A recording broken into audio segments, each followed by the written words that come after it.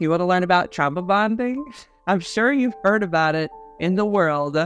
There's actually some different definitions. I recently have looked it up. And so one version of trauma bonding is where you are in a abusive relationship and you either you're the abuser or you're being abused, and your trauma, basically you get attacked and hurt, like maybe you have this big fight, and then but then things switch after a fight and the person is really nice, right? And so then people trauma bond after that because it's like, okay, finally things are good. So you get through this wrecked conflict and then you finally feel good because it's like, okay, we finally have a good time.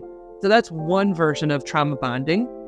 Another version of trauma bonding is where a couple meets each other during a really rough time in life for both parties. They're both at a type of, maybe they both came from really rough relationships. Maybe like they came from rough families, for example. Somebody who is like 17 and is leaving their house because it was violent, who meets another teen, and they become really close at that time. Like that's a trauma bond, right? Because you connected to each other. You were each other's safe person during a really, really rough time in history. And so those are two kind of separate conflictual things, but like you can kind of see it. Basically, the trauma bond is all this shit's happening and this is how I finally feel safe in this moment. So this is my safe person.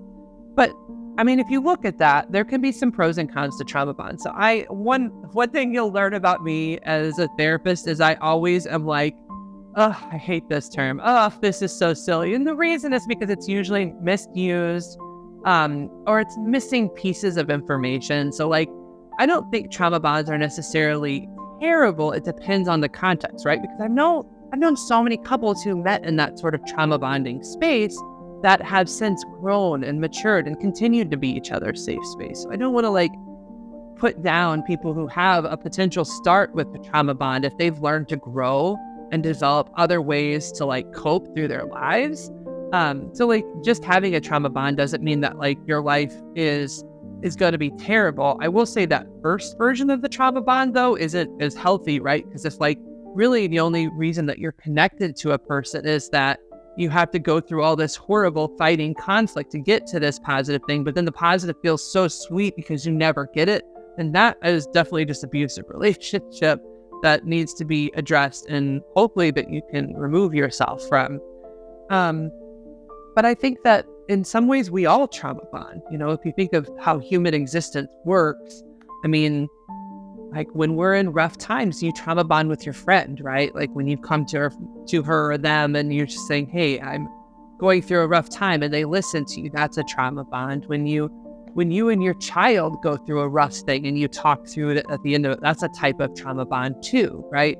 So I think that the word is clearly misunderstood. And even in looking it up myself, the multiple ways that people are using it, it's confusing exactly which way people are meaning it. So I guess my challenge to you is, if you're worried, am I trauma bonded? Am I trauma bonded? I would redirect your attention away from the trauma bond piece and more towards what are we doing to like grow from that trauma and to take responsibility for ourselves and our emotional needs, so that even if we did start in kind of rough circumstances, we can still be a healthy couple and relationship going forward. If you want to learn more about that, if you're unsure if you know what that process looks like, I'm a pretty good therapist to help you with that. Please come visit me at therapistintstlouis.com. Please like and subscribe. Feel free to submit comments below.